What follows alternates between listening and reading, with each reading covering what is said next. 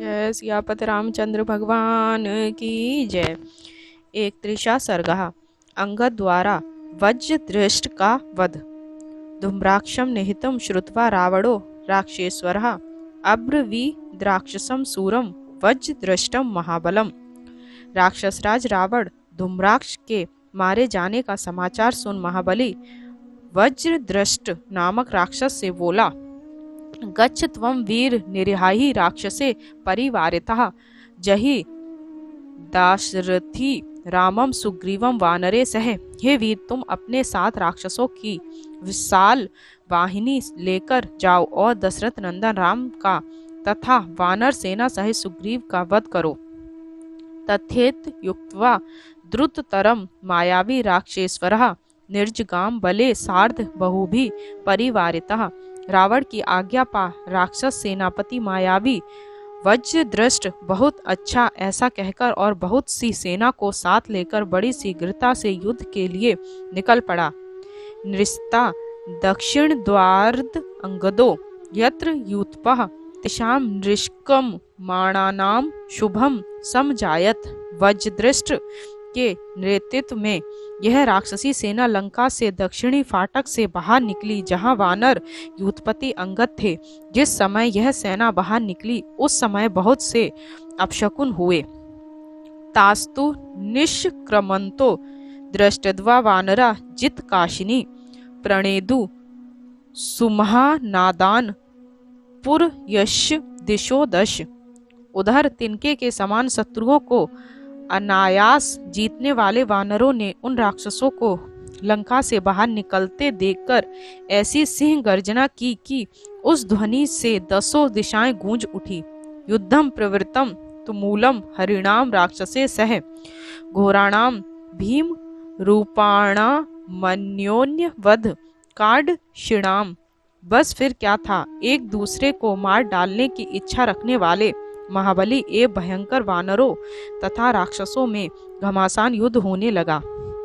निष्पतंतो महोत्साह भित्र देह शिरोधरा रुधिरो शित सर्वांगा नियपतंज गति तले।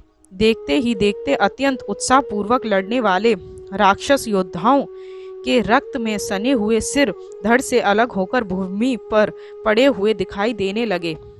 जानो भिष्य हता के चित्र देहाश राक्षसः शिला भीषुणितः के चित द्वार नेर्युद्ध दुर्मधे। युद्ध दुर्मद वानरों ने अनेक राक्षसों के घुटने तोड़ डाले, बहुतों के शरीरों को विदीर्ण कर डाला और अनेक शिला वृष्टि से चूर्ण कर डाला। वज्रदृष्टो भृशम बाणे रणे वित्रासयन हरीन चचार लोक संहारे पाशहस्त इवांतकः।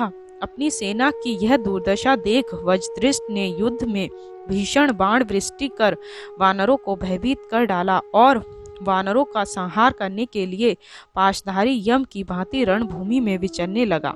ततो हरि गणान भृंगान दृष्टद्वा बाली सुतस्तदा क्रोधेन च वज्रदृष्टम तमुदीक्षंत मुदेक्षत।